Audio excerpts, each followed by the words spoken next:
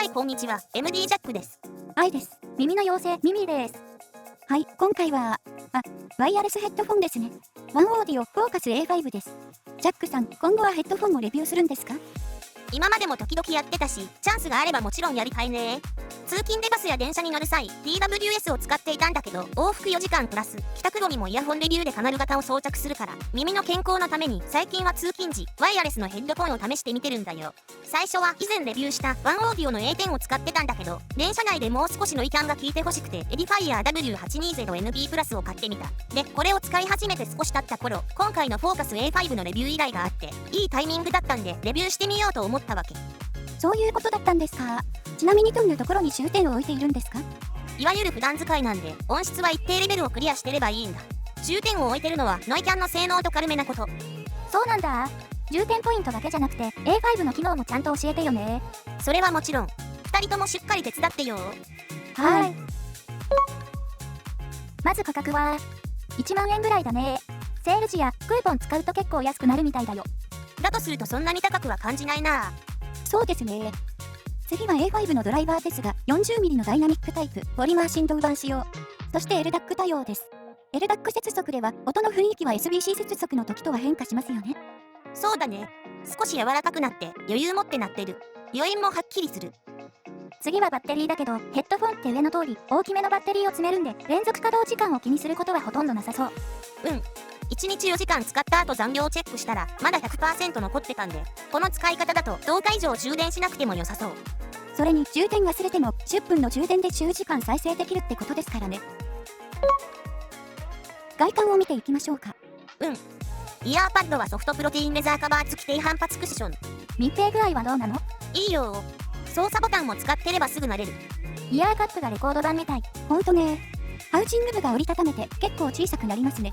回転させると薄くもなるんでリュックにも入れやすいよ。ヘッドバンドとイヤーシェル間の接続は亜鉛合金素材と絶妙な外観処理技術を組み合わせて作られていて耐久性はありそうだね。重点ポイントの重さは実測で 252g。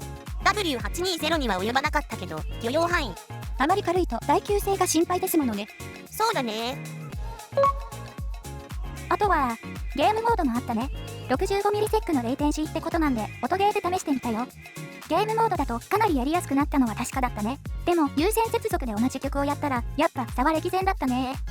微妙なラグがもどかしかったよね。有線接続は 3.5mm ジャックではなく USB Type-C 接続になります。これ便利だわ。 W820 プラスも同じ仕様だった。家で使ってなかったから気がつかなかったな。通話はしてみました。家の中でテストしてみたけど想像以上にクリアな音質だった。通信特有の音声の癖のようなものも感じず聞き取りやすかったし、こちらの声もすごく聞き取りやすいっていう反応だったよ。そうなんですね。マイク性能がいいってことでしょう。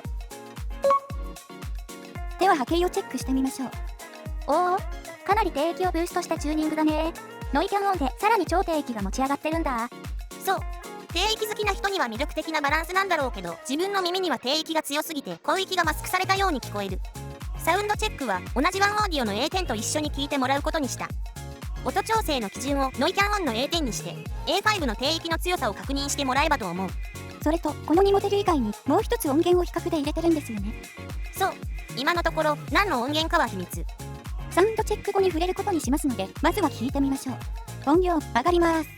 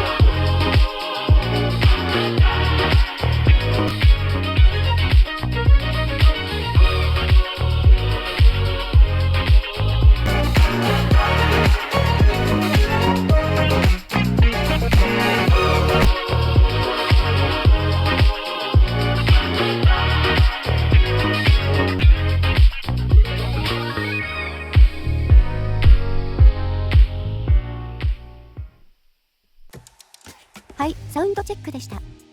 音調整の基準じゃないとしても0点の方がレオとは素直。つまりバランスはいいんですよね。波形比較で見てもらった通りだね。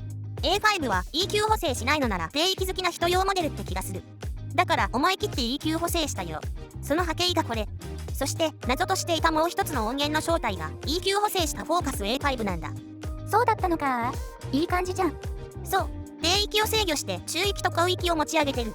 それでも低域のアタックとか迫力は残ってて、小さい音で再生しててもしっかり低域の存在感があるし、電車やバスの走行ノイズに負けづらい。あとリズム主体でアップテンポの曲を聴きたくなるというようなメリットがあるなぁと思った。 A10 や W820 プラスとは一味違う感じ。じゃあスローな曲には向きませんか？そうだな。ちょっと派手に感じるけど調整次第だろう。普段は Android タブレットに常時この EQ を入れて補正してる。 Amazon Music でも Netflix でも共通で効果あるんで便利。スマホ2台ともつないで同じ EQ 入れてみたけど、鳴り方の印象は少しずつ違うんで EQ 補正は再生デバイスに合わせて微調整が必要だね。愛もいろいろ探してるんで参考になりますね。他にもっといい EQ アプリがあったらコメント欄で教えてほしいです。さて最後に電車内でのノイキャン効果で EQ 補正した上での主張なんだけど、ノイキャンオフだとガタンゴトンゴーという低い音がイヤーカップ越しに聞こえる。音楽再生時は当然邪魔になる。ノイキャンオンにすると邪魔な低音がスッと引き、ガタンゴトンの低域がかなり消える。イヤホンに比べ閉塞感も感じない。無再生時車内アナウンスは聞き取れる。再生音量にもよるが音楽再生中の車内アナウンスは聞こえづらい。 AI ベースのアダプティブノイキャンの効果は自然すぎるからかあまりわからない。トランスペアレンシーモード。周囲の音がよく聞こえるし不自然さは感じない。会話も普通にできる。チューニングが低域寄りだからか高域がマイルド。装着していない時よりは多少音量が下がる感じ。ノイキャンのデメリット。外で風の強い時の風切り音は結構感じる。波形の通りノイキャンオンで強い低域がより強くなる。バスの縦振動時にマイクが反応してボフッと音がすることがある。電車の振動では感じない。でも通勤時の静かな空間確保はできているし、低域は EQ で調整済み。外で風の強いケースに使用することはほとんどないので個人的にデメリットはないかな。EQ 補正でフォーカス A5 の太い低域のアタック感と高域のバランスが取れて結構気に入った音作りができてよかった。エディファイヤー W820NB プラスは最初からバランスの取れた音なんだけど、今後出番が減ってしまうかも。じゃあ愛がもらってあげましょうか。あ、そうだね。じゃあ大事に使ってちょうだい。ありがとうございます。なんかどさくさに紛れて愛が得するレビューになっちゃったけど、フォーカス A5 まず低域好きな人におすすめ、 EQ 補正でたくさんの人におすすめ、そんなモデルだと思ったよ。ということでワンオーディオフォーカス A5 のレビューでした。